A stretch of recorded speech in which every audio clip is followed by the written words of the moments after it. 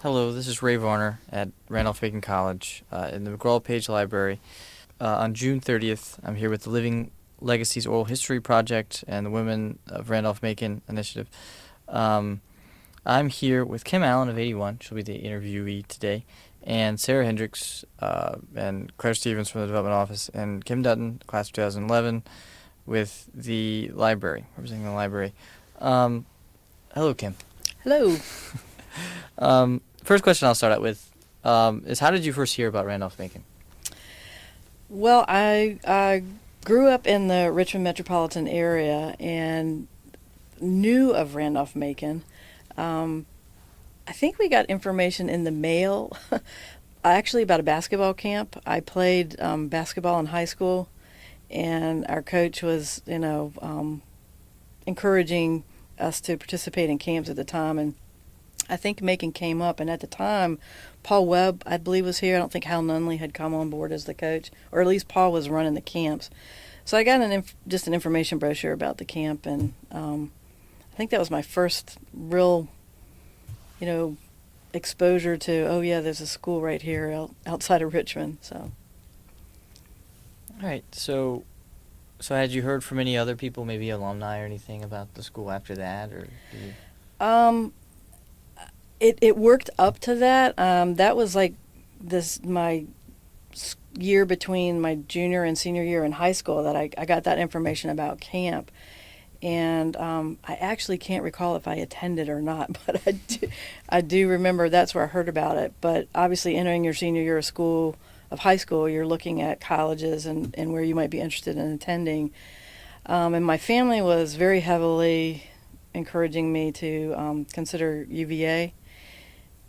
And I'm like, okay, I guess I'll consider UVA. So I had talked with my counselors at high school, and they weren't real supportive of me going there. I thought, a pretty decent student in high school, but apparently they didn't think it was that I would fit in well at UVA.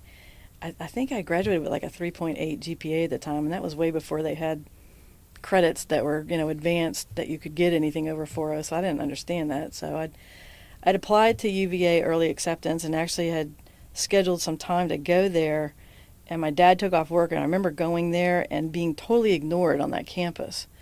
Whatever arrangements supposedly were in place to guide you, they didn't show up, and so it was real disappointing. So coming back from that, I'm like, I need to look at this Randolph-Macon school a little bit more closely.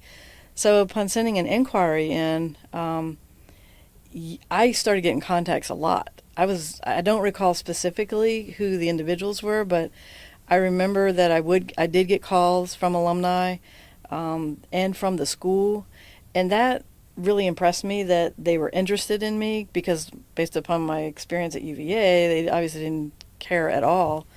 So, that's what drew me to the school and continued to consider the college and ultimately make application here. And throughout my entire senior year, I had visits. I know I had visits from Billy Wood and Jim Jump, because that was kind of a bonus too, is that it was the first year they were going to have a women's basketball team here.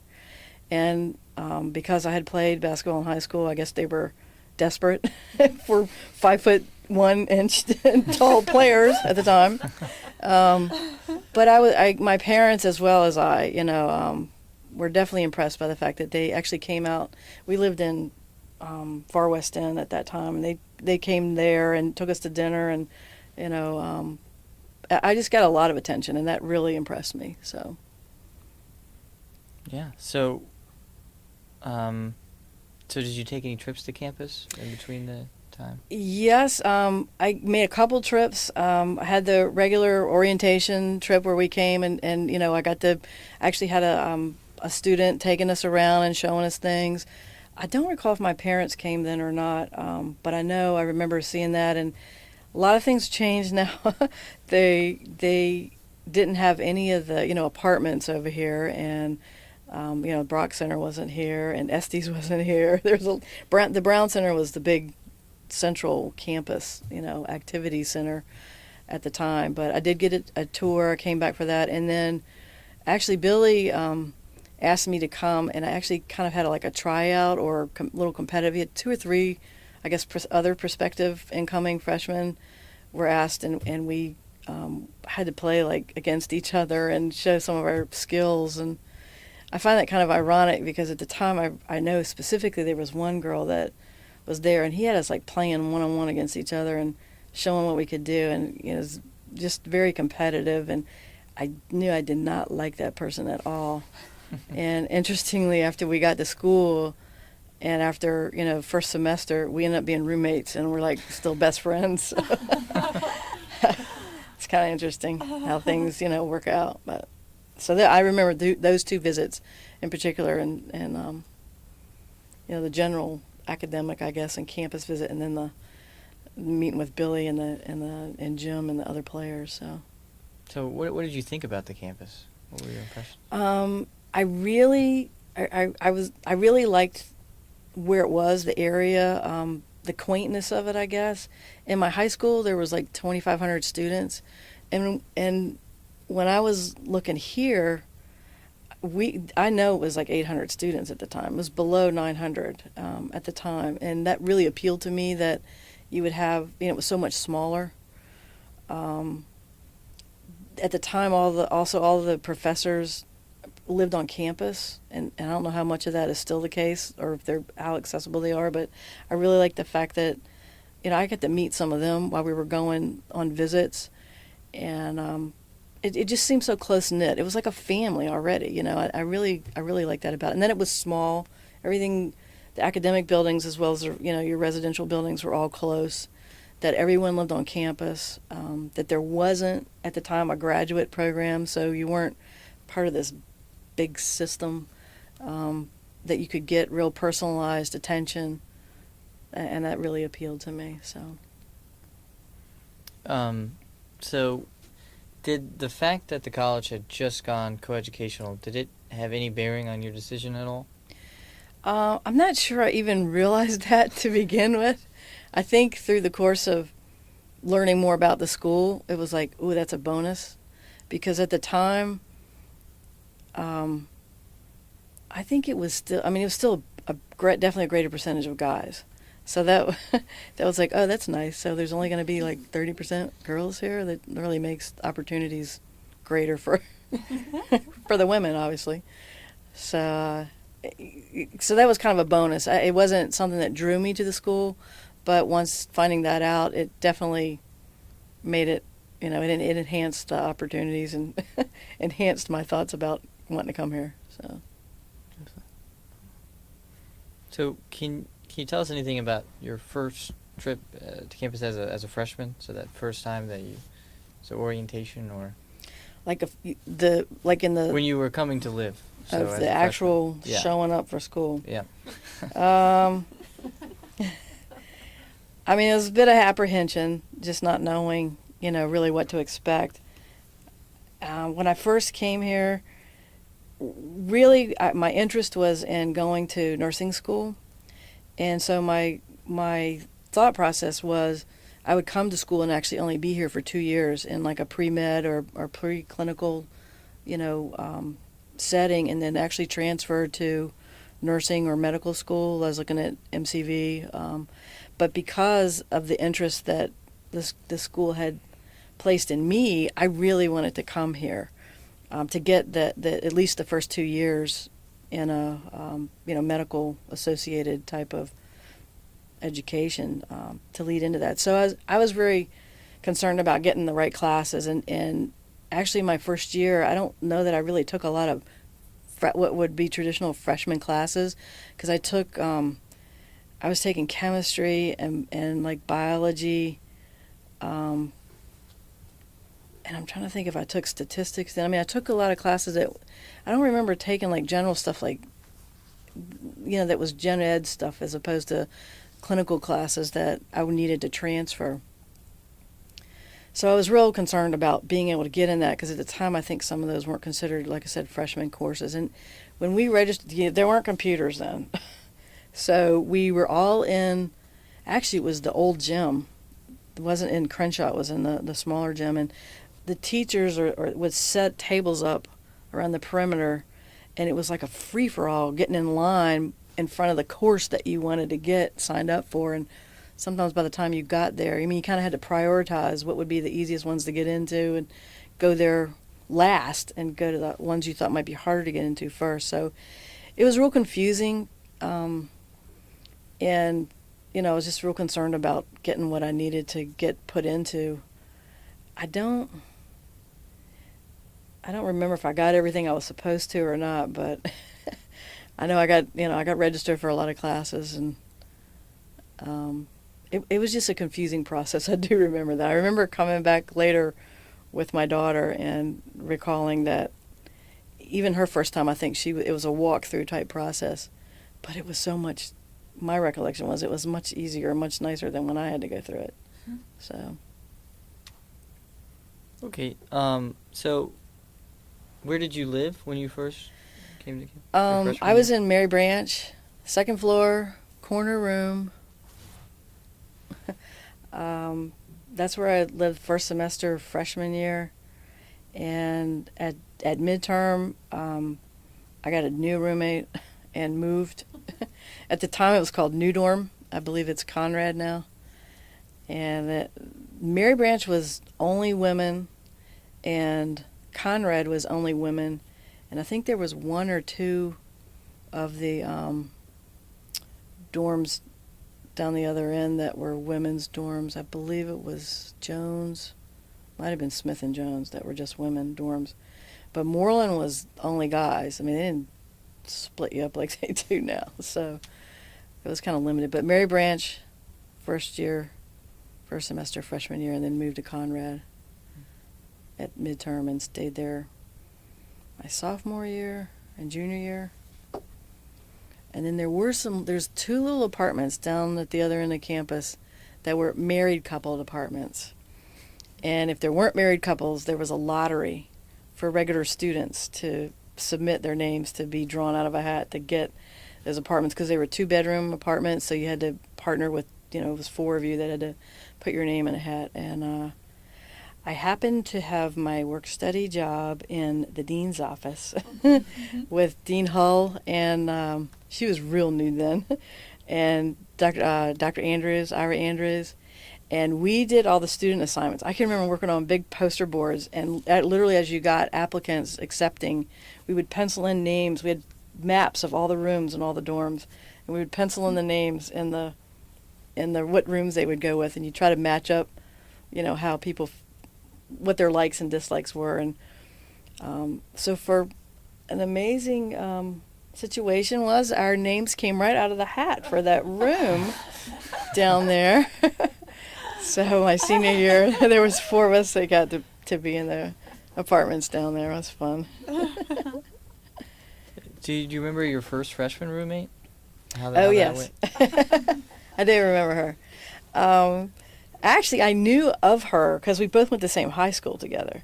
And that was one of those things where I was a little worried about, living with someone else when I went to school. So when we found out that we were both going to Randolph-Macon, and I would, I knew of her in high school, and she was in a couple of my classes, and I'm like, okay, at least I know who this person is. So we each requested to have each other as a roommate when we first came here.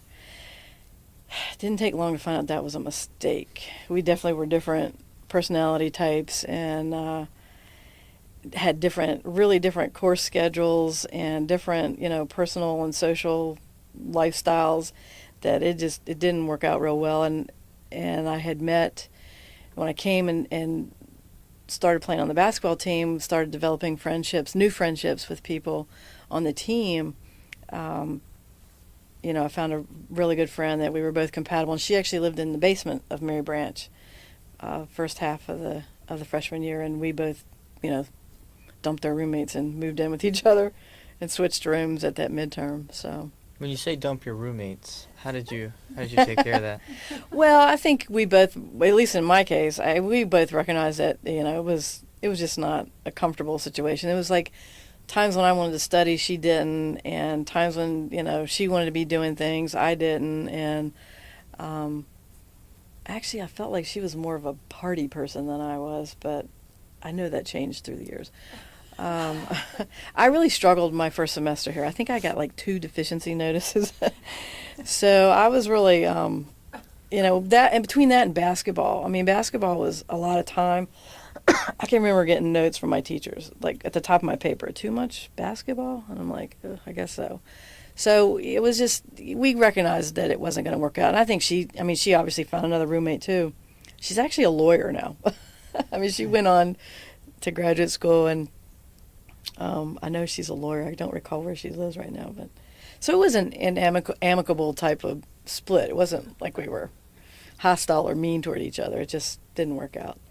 So, and the dorms were nicer. At the time, Conrad, or New Dorm, was new. They had really just built that. It was the only dorm on campus that was air conditioned. And I guess Mary Branch still not air conditioned? Oh Nope. my gosh. Well, none of them were, other than New Dorm. So that was a real treat to be able to get in there, and you had the suite with the bathrooms in there, because then obviously Mary Branch, it's down the hallway, and that was kind of interesting too. I didn't enjoy that, so it was nice to switch and get the different setup with the rooms. So This might be kind of random, but how was the food like? Yeah. We griped about it, but we ate it, and we ate plenty of it. So it had its moments. I mean, they were always your favorites. You could identify. I mean, ice cream was always a favorite, and there were certain meals that they would have that you made a point, you didn't want to miss, like if that was like a steak night, or something special that you knew they were going to have. I don't recall really what my personal preferences were, but I guess some of that was how active you are too, and what other opportunities you had. I know one of the friends that I made, she was actually a year ahead of me. Unfortunately, her dad had passed away when she was younger, but the fortunate part of that was that she actually collected like a Social Security check every month. So we knew like once a month we had money, we could go out to order pizza and stuff. So there, you, depending on what your external resources were for other food sources, you may do. But I can't even remember who the food service was then. But our cafeteria is like where there's across from the gym. Like, what's in there now? It used to be like a workout room, and locker rooms and that's where we ate. Now that I think about it, it's like kind of disgusting, but you could eat. It was all you can eat, so we made use of that. And then, playing on sports too, you had more opportunities to go out and get food when we were on trips. We would, at least during the fall, during the basketball season, we at least knew we were going to get a meal out somewhere. You didn't have to eat on campus. where would you go? Well, it wasn't necessarily, Morton's Steakhouse or anything. But I mean, eating at Arby's, or, eating at like a Golden Corral, or, interestingly, that was a big thing. That was a step up from what we thought we would get on campus.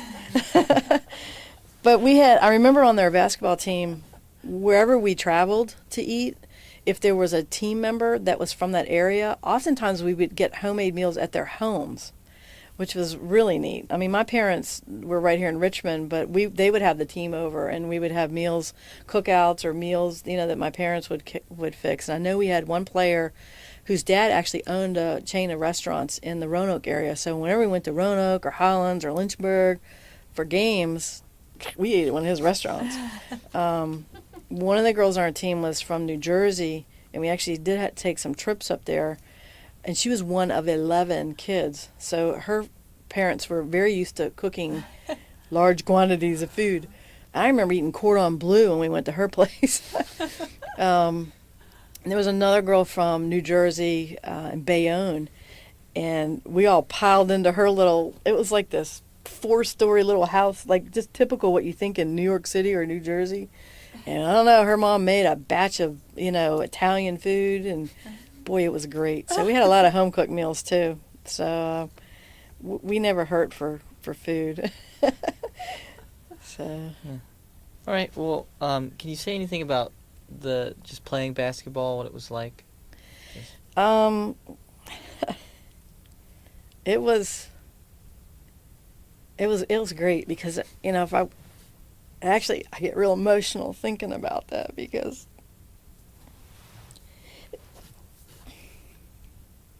what it meant to me to be able to do that.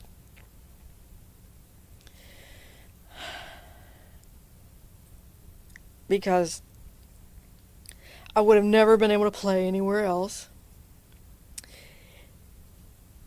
And I'm sorry. Oh, gosh. So silly over a stupid basketball. No, it's amazing. I mean, I'm only 5 feet tall. I think I was listed as 5'2" in the brochure. But the fact that, that there was an interest in me playing, and actually at the time they were Division II when they started. So I actually got some scholarship money for that until they converted to Division III, and then they didn't have that. But other than the friendships that I made, oh, I'm sorry. It's all right. Oh, gosh. I think it's amazing. Making me choke up. I don't know why that affects me so much. But the friends that I made then are my friends now. I mean, they're definitely my closest friends, and the experiences we had were great. We had opportunities, obviously, to travel within the state. We were, the same, most of the same schools that we play now. We played then, although we did play a lot. We played Madison, and we played William and Mary, and we played VCU, and we played Virginia Union, and we did make a few trips out of state. I remember going to New York and New Jersey and playing up there. It was just a great opportunity that, and the experiences and the fun that we had. It was a struggle then because my freshman year was the first year they had an official varsity, recognized team. I know they had some club teams leading up to that, and those women were, a big part of getting the whole program started as well. But it was just formed some really strong bonds then, and I think that at the time, I think the school, I really don't know what the school was thinking then, other than maybe they felt like it was time to, build some of those programs. I think there had been a varsity tennis team prior to us for a year or so. But the basketball team, I kind of feel, was like the first one that really got things going. I know we really didn't have a tremendous amount of school support. Over the 4 years I was here, we had 3 coaches. So I kind of felt like if those of us that had started out had not hung in there, it would have been an easy excuse for the school to say, we're not going to keep this program going. So we really, there was a few of us that really stuck it out, all 4 years and hung in there. And I think that's what made it so special.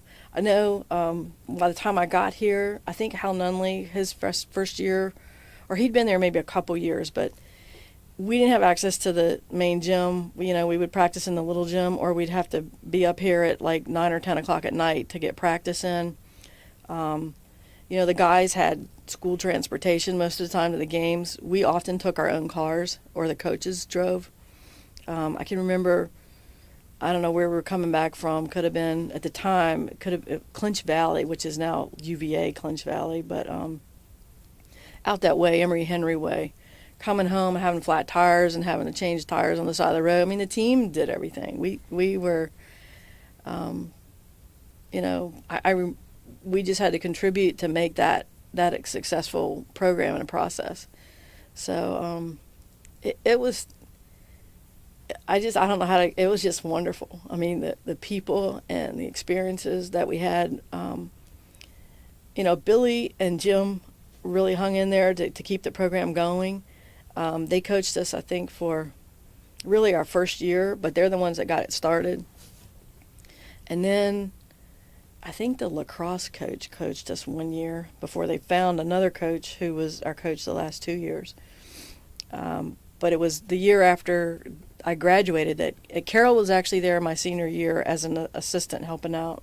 She had been hired, I think, to teach but was helping out. And then, she's been here ever since. But so it's kind of, I remember the very first alumni game that we had, Carol commented that the school didn't keep any of our books.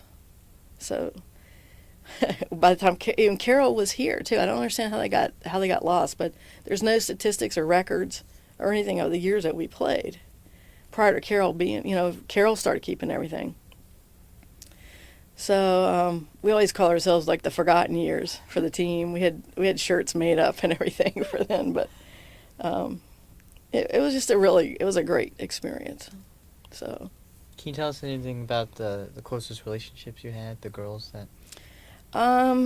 Well, my roommate, Patricia Spaven Thornton now, she and I became roommates, like I said, in the middle of our freshman year, and we were roommates throughout that time and have kept in contact. We were both like bridesmaids at each other's weddings, and our kids are, in school now together. She has a son, actually. Where is he at? He's not here, which is disappointing, but I know she lives in North Carolina. But anyway, her boy, I think, will be a junior or a senior, and I have 3 kids. But, it's just fun exchanging all the information about our kids growing up. But we've kept really close.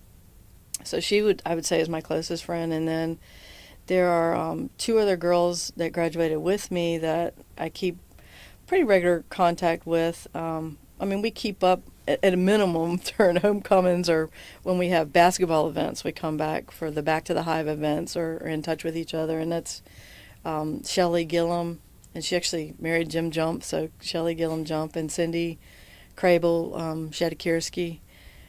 We were, all real close and all graduated and went through the 4 years together playing ball. Another girl that formed a really close relationship with, I mentioned, was a year ahead of me, Becky Colley Spiegel. And she's in the area here, and again, just have kept in touch. Our kids grown up together in school together.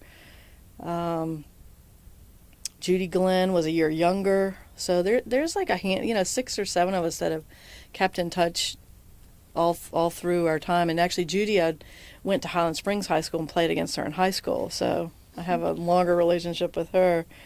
So it's just immeasurable. There were a couple girls I know that we, when we come back to the Hive, it's like family. It's really fun. We don't see as many of the girls as I think I'd like to. I know there's some younger kids that came, well, they might have been freshmen when we were seniors. We got to be really close with Diane Hersey Topping. And there was another player that, unfortunately, she transferred before she graduated, Ginger Noche. But I know both her brothers and her sisters went here after her and graduated. I think it was Jay, and I can't think of her. I know Jay and Jeffrey, and her little sister. I can't remember her name. All went here and graduated from here. So it's we try to keep in touch and keep up to date. I could, all those teams. And then I know there's an award now. Susan Dinaggi I think she was a senior or had just graduated. She was a senior, I think, when I got here, my freshman year. Yeah, so she played with us a couple years. So, people like that. And Allison O'Brien, I guess McCabe O'Brien, she had just graduated like in 77, and that's when I came here in the fall, but she was an assistant coach. So definitely keep in touch with her. So there's just those types of friendships that, we always kind of exchanging emails and seeing who's doing what and get back together definitely for the basketball. We still play. A lot of us play still. I think the younger kids are surprised that we even want to get out there. We don't run up and down as much as they do, but we get substituted quite often. But it's still fun. I know Becky was Becky and Crable. We called her Crab, because she's like 6'3" and all legs. Becky in particular was like, I just can't wait to play with with Silva. She goes, I just want to get one pass down low and make a basket. So back to the hives are a big event for the older women to come back and play with the young kids. So it's our team as well as any of the teams since then. It keeps you young. So is that where you spent most of your time, like for social life stuff? So you pretty much hang out with. Yeah, definitely during the school years. I mean, it was basketball pretty much all the time, and hanging out with those friends. And I was, like I said, from the Richmond area, so during the summers I did have some friends locally that I still hung out with. I played actually on a travel softball team, so I actually got Pat Spaven and Becky both. Actually, I got them signed up, and so they stayed down here and played softball during the summer with us. So we pretty much tried to do what we could together, even outside of the school, environment. So yeah, I'd say that's pretty much how we spent, just hanging out most of the time with each other. Either going to somebody, I remember Becky got a job up at Ocean City, Maryland one time. So we went up there. We all went up there. She had a job. None of the rest of us did, but she had a place. So we just figured we'd go up and figure out what we could do. So we hung out there sometime. And I know when I graduated from Macon, and I was trying to get into nursing school, I ended up going to Rappahannock Community College, and Pat is from the Northern Neck down in Reedville, and so I stayed with her family to attend school down there. So I mean, we've always kind of kept those relationships going and hanging out. So it was, yeah, we pretty much hung out. All of our free time was with each other, or some members of the team. So, I take it, did you participate in any other activities on campus, any clubs or anything? Yeah, actually, I did play. I played lacrosse in the spring, and there was it was a varsity club that I didn't do a lot of the government. I didn't do any of the government, and I didn't do any RA stuff. We did mentoring from the standpoint of we had recruits. We would host the basketball recruits. I did, I had work study, so I was working some, but other than that, I didn't hold another job outside. I worked in the dean's office and helped with actually writing fishtails and doing the room assignments and putting together all the orientation packets for new students and getting things ready. I helped with summer basketball camp. They would let me off, and I actually was like an RA, if you will, for the kids that came in for summer camp, for the girls' camps. Because Paul Webb kept running camps even after Nunley was here. He ran the summer basketball camps, so I would go live in the dorms for a couple, for the weeks when the kids were here. But I remember renting a room in the KA house and lived in a room there one or two summers. That was the weirdest thing, because they would rent well, I guess there were sororities then. I don't remember sororities when I was here. They must have started like late when I was here. Yeah, I don't remember them here. So they had obviously the fraternities, and the basketball fraternity, which we always hung out with the basketball guys, was SAE. And the football fraternities were KA and Kappa Sig, which were both right here. They knocked down the one house. But being that was close to New Dorm and Mary Branch, that's the one we always hung out with. And they had Little Sisters type programs, and woman,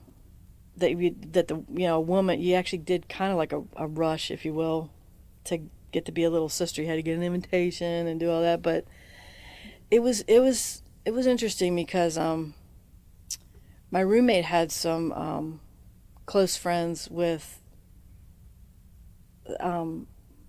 some black guys, and she wasn't extended an invitation to be a little sister, I think, because of that at the time. So there were a couple of us that, although we got invitations, we didn't actually go accept them, because it was like I wasn't going to do it if she couldn't do it. So and it didn't preclude us from being included in anything, so I'm like, why go through all that hassle? we still got invited to all the activities, and went to the beach with the group. So, but I originally started out talking about this room, the summer room I rented. There was one room in that house that had a lock on it, and that was the room that they let me rent. And it was one that had a bathroom in it. It was disgusting. I had to go in and defumigate the place. And it was just dirty and had clothes in it. It had never been used. But cleaned the place all up, so I actually had a bathroom right in the room I was using. But it was so funny because if any of the guys that were renting other rooms during the summer, if any of them were like, we're going out of town for the weekend, can we put my stereo in your room? Can I put my stuff in there so it won't get stolen? Because nobody else had locks on their doors. So I was like the safe room. I had a lock on my door. So that was really interesting, living in the house that summer. Did it seem like a fraternity house in the summer, even though it was summertime? No, it was different. It was in the summer. It wasn't as active as what they might be in the fall. I don't think they rented out all the rooms. I think some of the guys stayed there, but it definitely wasn't as active as what it would normally was. They didn't have the summer school like they do now either. They weren't really.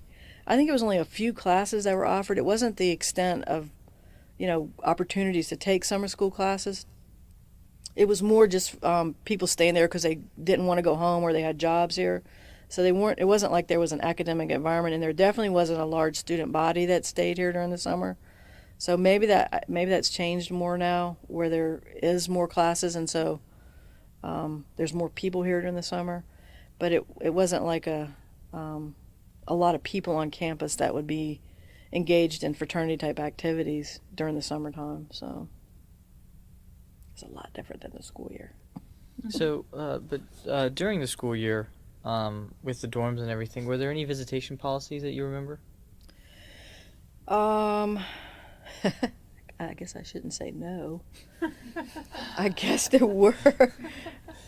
I know the doors were they were locked, and it seemed like to me they were locked all the time. And I don't believe we had.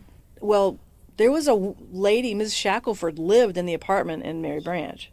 So you were supposed to check people in and out. It's like you weren't supposed to have anybody up on your floors unless that was your room.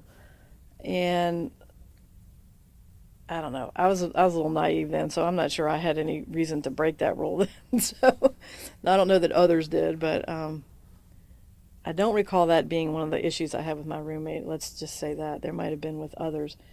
But I do remember when I lived in New Dorm that occasionally there were guys on the hall, but they were supposed to be with someone, I don't remember ever locking my dorm room though. I mean, didn't seem to be that kind of concern about people coming in, whether it be to take something or to get you. But I know the doors were locked, and I remember, if you knew you wanted someone to come over, we would have to prop open a door to let them in. If you weren't going to be down there to let them in, we used the side doors. You didn't come in the main entrance door. So that was in my later years, not my freshman year. There were a lot stricter rules on, who was supposed to be in there when. I mean, definitely not past 11 o'clock. They were looking for people, I think. Although I don't remember people really I remember security people being, walking the halls and stuff like that periodically. There'd be a campus safety person coming through. And there was a lot less women. So maybe they were, looking more out for us. I don't know what it was like in the guys' dorms. So. Were you allowed to go to the guys' dorms? I'm assuming so, because we did, but I wasn't ever told no. But I don't remember trying to get in there and not being allowed at any time. During the day, the doors were open. The doors were open. It was only after it got dark that I remember the doors being locked and you having problems getting in there. But we didn't have the call boxes. We didn't have that stuff that you guys have around here now, which I think is great. And we had a key to our dorm room and a key to the building, real keys. And we did have little plastic ID cards and they put little number stickers on them. I remember that. That was, and there was literally, that was how you got your meals, is to show that card for your meals. But that didn't access you into any buildings or anything. It didn't have a mag strip on or anything like that. So, I don't know. I hate to speculate that we like were better about doing that as young adults, but I guess it was just a different culture then, you know. So, but you saw girls and guys dorms and guys and girls dorms. I mean, I didn't feel like we were restricted, but I know there were, supposedly certain visiting hours type thing. But during the day it was pretty flexible. You didn't have any problems during the day at all. Switching to academics now. I knew it. But so what was your major? And Well, I started out, like I mentioned, with the plan to go a couple years and transfer. So I was looking at taking a lot of science classes, and then when I got here and I developed the friendships that I did, and I loved the community. I'm like, I gotta stay. I'm just gonna stay and get a 4-year degree and a science field, and then I'll go to nursing school, or then I'll go whatever. So like, okay, what are my choices? And at the time it was like chemistry or biology. I think that was it. So I'm like, I'd taken chemistry in my first year as a freshman, and I'm like, I don't think I want to major in that. So I picked biology. So I majored in biology, and I really enjoyed that. I mean, my most difficult classes were definitely like English, literature, science, math classes. I really enjoyed, and I took psychology. I did take psychology classes. I like that. I guess that's not, I don't know, it still was kind of sciencey to me. But writing papers was not my thing. And nowadays I know they like apply, like you could be taking like a math class and have to write a paper. Seems like, I don't know how they do that now, but it seems like Caitlin was always writing a paper no matter what what class she was taking. But we didn't write, I didn't want to take a class that I had to write something in. I'm just not into that. So I majored in biology, and I enjoyed it. I really liked my science classes. I loved the teachers, the science teachers then. Art Conway, I had great classes with him. We had a paper published I worked with through him. It was really interesting. We were actually trying to hatch chickens in a cup. It was really a neat experiment where we would literally have the fertilized eggs and peel off the shells, and we just little Dixie cups, and we would put different the medium that you would put in there would be made up of different concentrations of substances. Maybe something would be more highly in calcium, something might have this, and we would see how far in the gestational stage that the eggs would develop based upon the medium that they were in. And every day we would go in once a day and take like photographs on a background of the development stages. It's really neat when you put it all together in a thing. And normally a chick will hatch in like 22 days, and we got it. It was neat because you could see the heart beating and all the development of the of the chick, because it was out of the shell. And we got to 24 days. We never could actually have a live chick hatched, but it was real interesting. But he was my teacher for that. That was my professor, and so that was fun. And Pat Dementi was my anatomy teacher. She was wonderful. We actually had a real human cadaver that we worked with. I don't know if they still have one or not, but that was really unusual to have that at such a small school. I mean, if you're going to MCV or, Hershey Med Center or something like that, you might have access to that. But I don't know how she did it, but we had a human cadaver that we got to do our anatomy on. It was interesting. It was a great class. Dr. King, I had him for, what was it? The plant class, but a biology class. And Dr. Martin was here then. I had him for classes. For math, I had Dr. Staninsky. I don't know if he's been here or how long he's been gone. He was tough because the darn textbook we used, he wrote, so that was hard to get through that class with him. I did have Dr. Scanlon for a required history class, and actually it was a fun class. He really knows his stuff. I just had a tough time being the thinker that he is, and and applying some of what you learned. Outside of my hanging out with my basketball friends, the only other part of my life was really hanging. I was a rat lab. I mean, I spent a lot of time in the science labs because all my classes were lab classes. Psychology classes were very interesting. We had a number of. I took a lot of electives in that field and really enjoyed those, but spent a lot of time in the lab. We had lab teams that we would have to observe behavior 24 hours a day, so we would be taking shifts, and there was 3 or 4 of us going in every day and watching the rats in the Skinner boxes and counting how many times they turned the wheel. And we did operations on them. That was kind of cool too. You had to weigh the rat and measure how much stuff you had to give them to put them to sleep. And we did operations. We were trying to reproduce an experiment where we actually had to go into their brains and cauterize a section of their brain. Well, you observe their behavior for a week, and that's what we were going in recording, what their activity level was at all hours of the day.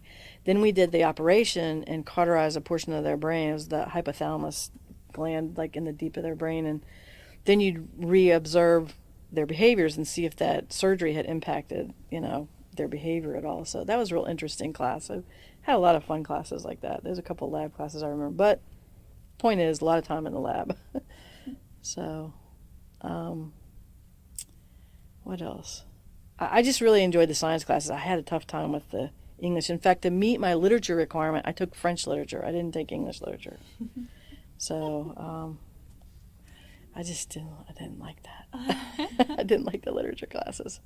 Do you remember who your advisor was? I do not. I don't know who that is. I remember, was it Russell Bourne? Russell, I believe, was a counselor here.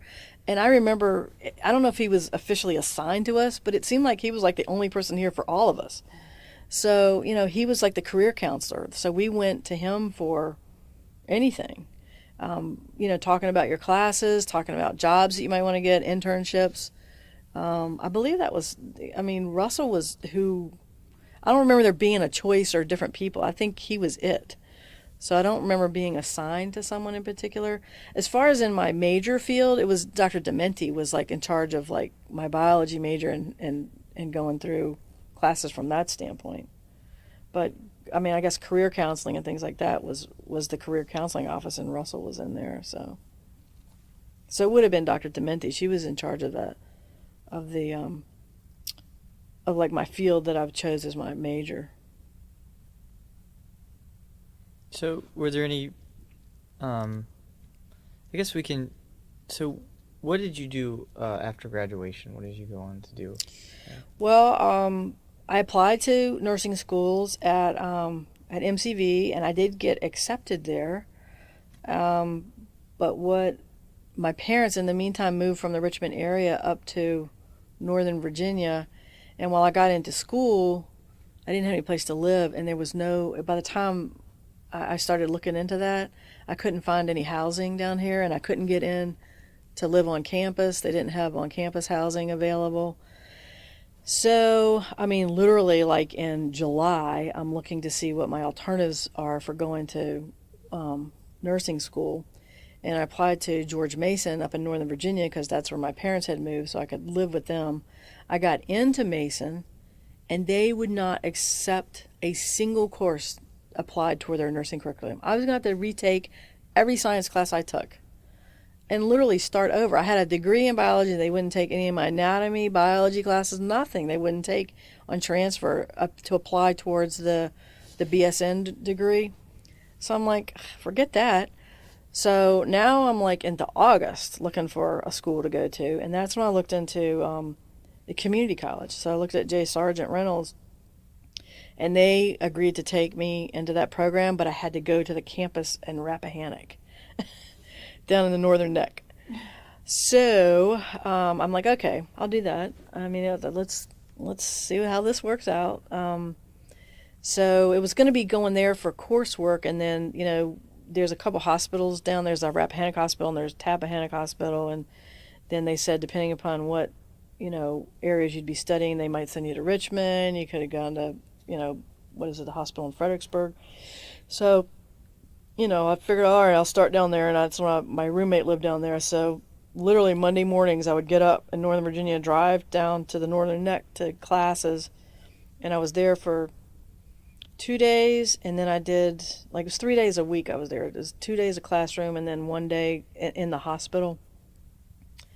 And I did that for a year, and I decided I didn't think I liked nursing. And I think some of that is the hospital I worked in. I don't know if you guys are familiar with the Northern Neck area down there. I mean, there's two little hospitals down there. I think the average age of their patients was like 90.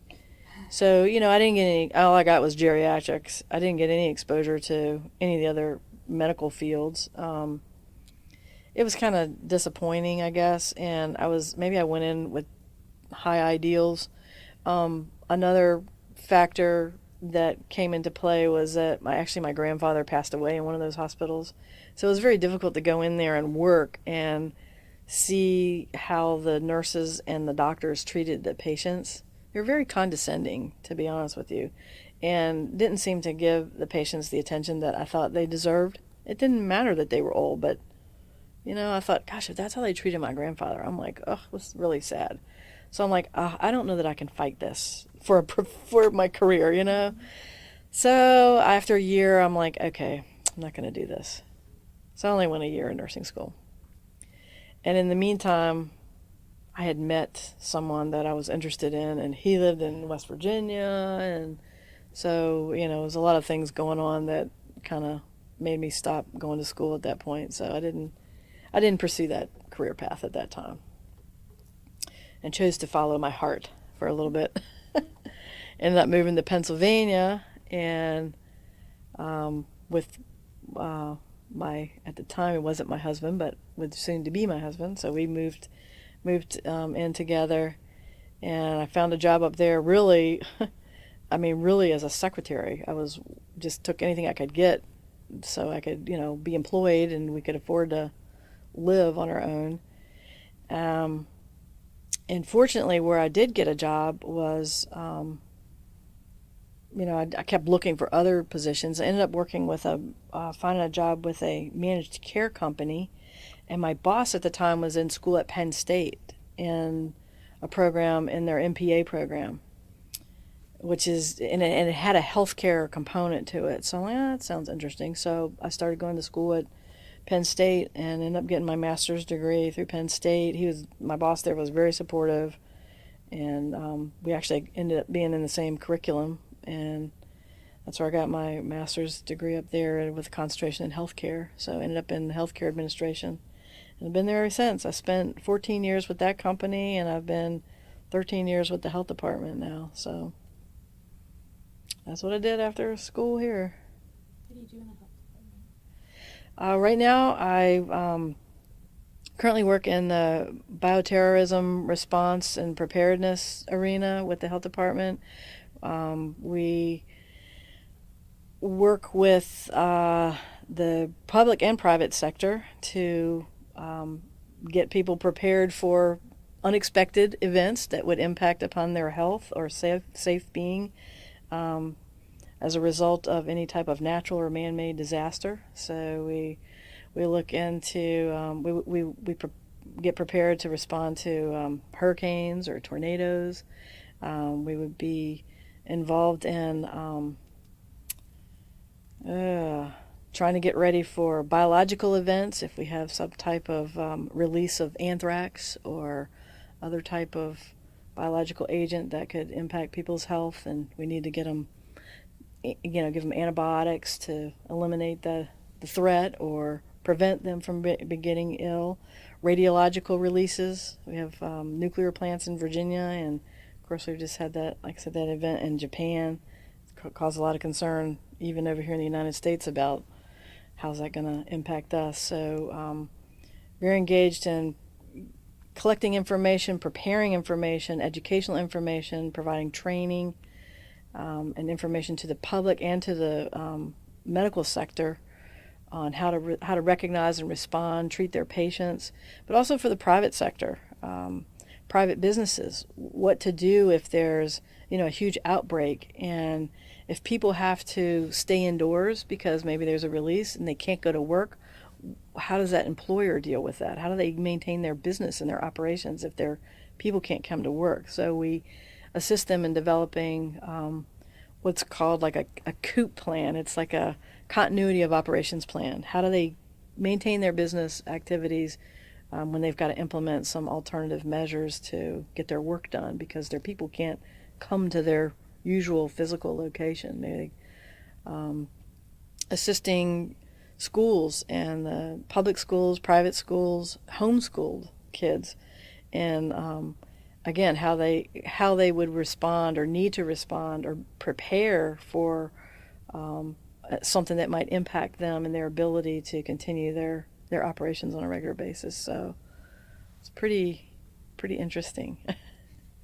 Engaged in a lot of different ways. So. And have you done anything with Randolph-Macon? We have in the context of in the recent years in 2009 we had a H1N1 outbreak. It was a pandemic outbreak, a new virus that was that came to the United States and affected everyone here. And so our involvement in that was providing vaccine to Randolph-Macon and all of the institutions of higher education throughout the state to have the resources to vaccinate their school populations with the vaccine. And in fact, normally a flu, if you will, impacts usually the very young or the old, the elderly. And I think historically it's like, the 65 and older get your flu vaccine, or the really young patients. But the H1N1 affected the 18 to 24-year-olds greater than any other age category. And I think that's something that was missed among, younger people, because normally they're kind of immune to those types of things. They're young, healthy people, but the mortality rate among the 18 to 24-year-olds was greater than any among that age in this recent outbreak. So trying to get, inform that young group that it is important to get shots. I know I have 2 young kids in college at the time, and they do not like shots. So it was really hard to convince them that they needed to get that done. And there actually is, you can get shots, or there's a nasal flu mist that you can get that is appropriate. So if you don't like shots, you can get that. And you still should get shots. You still should get your flu vaccine. Originally that was a special vaccination, so we helped again provide that to the college. And I believe at Randolph-Macon, you guys actually, the college here actually had some resources like a school health nurse, and I think that the school actually negotiated an agreement with some other clinicians in the area to deliver the vaccinations to the school population here. But in some schools, we actually delivered, we gave the shots too, or gave the vaccination, depending upon what their resources were, what they had in place. So that's how I know we've been engaged, at least in that example. But even prior to that, we have personnel in each of the local health departments throughout the state. There's 35 local health departments in Hanover. There's one right up on Route 1, not too far up Route 1 from 54, the Hanover Health Department. And there's staff there. We call them planners, basically. But their responsibility is to meet with all the schools in their county and talk to them about what have you done, what have you got in place for an outbreak. What do you, if you have a flu outbreak, if you have a meningitis outbreak, or you have some other type of outbreak that you need to inform your students, treat your students, inform those students' parents, and we assist in developing, assist the schools in them developing their own response plans and communications materials that they can use in the event of something like that, and possibly again provide resources to help them if they don't have the staffing to actually reach the student population to deliver shots or something like that. So that resource is there, and I know that Randolph-Macon's, I know our health department in Hanover has been involved with the school here and working with them in that regard. Or a shooter, that's, we had the DC shooter that was right here in Ashland. Mm-hmm. So again, we would be engaged from the standpoint of giving information, public information, business information, so that they could know how to protect their employees or their students and their faculty and staff as well. and in something like that. So. So, other than, more personal manners, so have you stayed in contact with the college and just personally? Yeah, interestingly, when I lived in Pennsylvania, I was up there for about the years immediately following school for the most part. I tried to get back for homecomings, at least early on, probably the first 5 or 6 years, and then when I started having kids, it was more difficult to bring the kids down. Although my family then my parents moved back to Richmond, so it was easier from that standpoint. So maybe once a year, I would come back for the reunions at homecoming time. And then when I moved back to Richmond, that became a lot easier because I was right in town. I didn't have to worry about overnight. And so since 95, I guess I've been very much more engaged in not only the homecomings, but assisting with, fundraising. We would come out here and I'd help make phone calls. I think actually that's hired out now, that you guys have someone make calls. So we used to, the alumni would come and sit upstairs and make phone calls. We'd go somewhere and sit in a bank of phones somewhere and make phone calls. So I was I've been involved in those types of activities. Then Carol LaHaye, the basketball coach, started holding the Back to the Hive events once a year where the basketball team was invited back. Old prior players, previous players, or however you want to categorize that, we would be invited back, for events to meet and socialize with all the players, new players and former players. And there's been some events actually associated with that. I know Carol's actually got a golf tournament now that she runs, and I've kind of spread the word among my workers. We have 3 teams now that I have people that are interested in coming. It's really fun.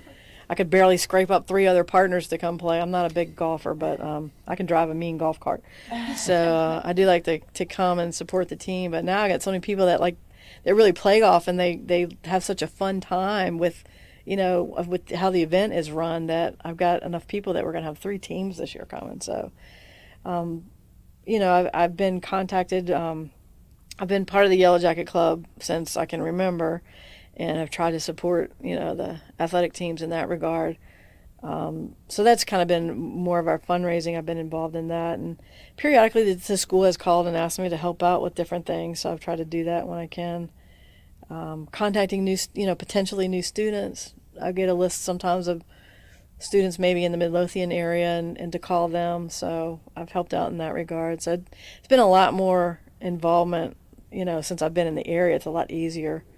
It's probably 35 minutes, 40 minutes to get here on a good day. But it's not, it's not that, doesn't seem that far at all to me. A lot closer than Pennsylvania. That was a terrible. I was lucky if I made a trip once a year, and not being close, it's obviously more difficult for the school to ask you to participate in things. So, and then my daughter my niece actually attended and graduated in 2007. Ashley Crockett. So that was fun for her to come back. And then my daughter attended and graduated in 2010.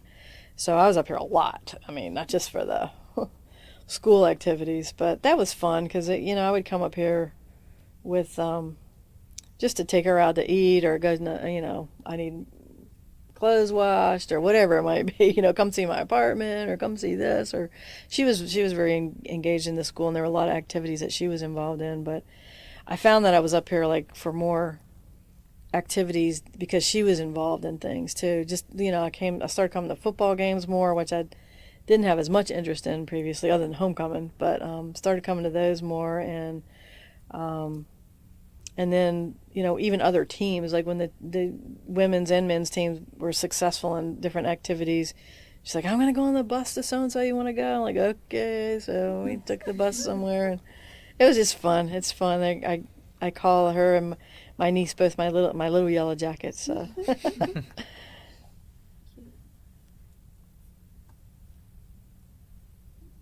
One of the questions we end with a lot is, is there, sort of in retrospect, in hindsight, is there advice you would give a young woman or a young man who's on the campus today about sort of, in a sense, taking advantage of the things that you have used in your life that you didn't assume you would use, that you learned to, that kind of thing?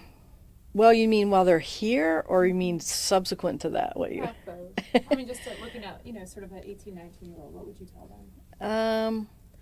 Well, I guess I mean I was so involved with the athletics and the sports here. I possibly, admittedly, missed out on maybe some other activities that I could have become more involved in, and maybe I didn't recognize that, I guess, until I saw how much my daughter was involved in other things in the community. I mean, they would do things in the community more, as far as helping out with different things going on in Ashland, and even through her sorority, they had, they were engaged with the CASA, the community assisted, support for the children, and she was just more engaged in that, and I didn't have that social awareness, that social conscience that I think people of this generation do.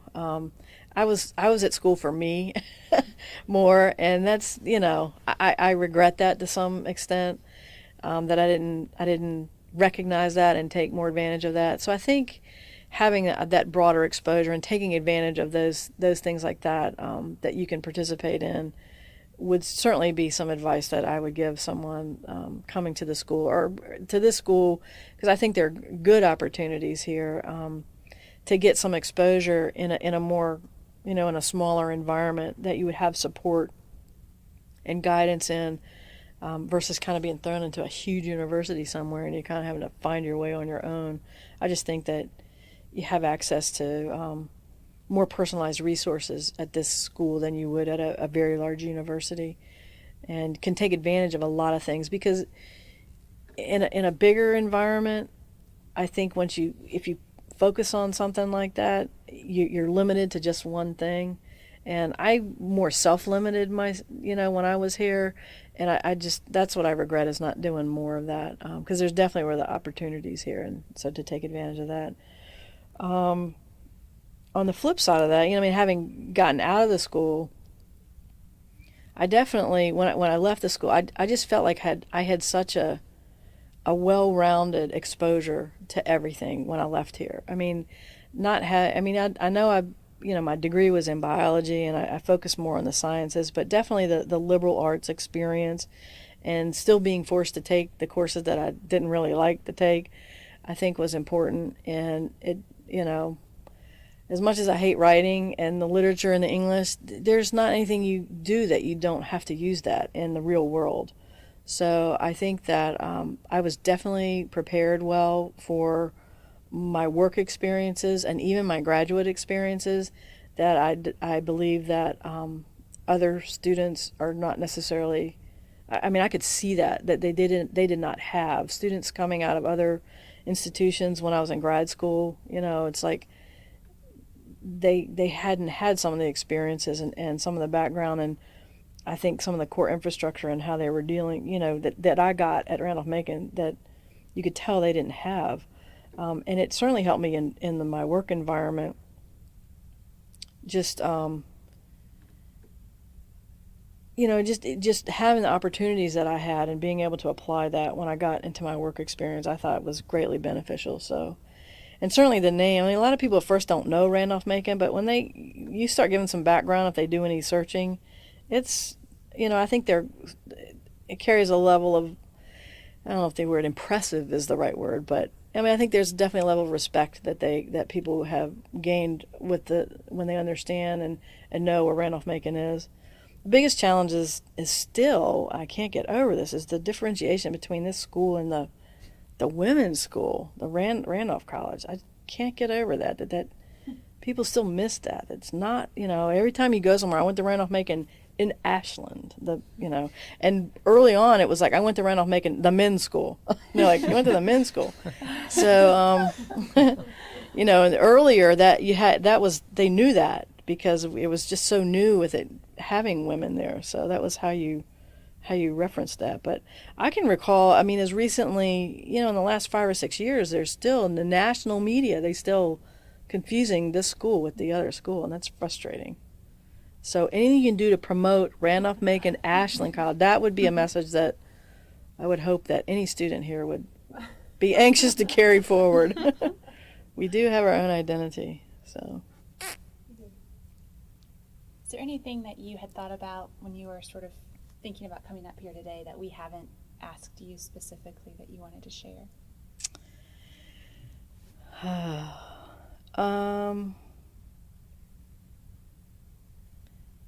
I can't think. I guess I just was excited that, that the topic was even thought about to do, and I thought, oh gosh, I'm like, it's a good and a bad thing. I guess first I'm like considered part of the old people already, and then that you'd want to like get this down and recorded before I'm not here anymore. But then it's like, God, what an honor. It's like I really was part of a big process, and I think one that's been of pretty big importance and definitely for the benefit of the school and the community, as well as I feel like we laid the foundation for many, many women to come. No offense, Ray, but I think it's a wonderful school. I'd love it if I had grandkids come here. I was very surprised and shocked that one of my daughters wanted to come here, and that she actually, I think, made a larger imprint than I ever did in contributing to the school. I feel like I really got a lot out of the school. One of my regrets is I don't feel like I gave a lot back, at the time, and so I work on doing that now. My daughter gave a lot while she was here, and I know she will moving forward too. So I just appreciate the opportunity to want to give back to, current kids and future kids. So I want them to know how that it is a good place to be, and that this this school has a lot to give, and can help a lot of people be successful in their lives. A lot of young women and a lot of young men too. Thank you. Mm-hmm. Thanks so much.